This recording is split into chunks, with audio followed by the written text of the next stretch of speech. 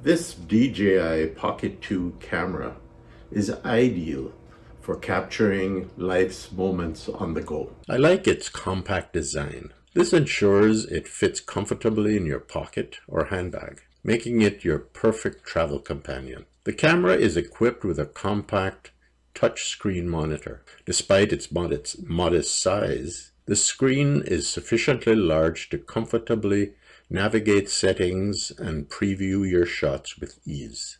If you find the monitor too small to access settings or frame your shots, you can physically connect it to your smartphone with an adapter provided.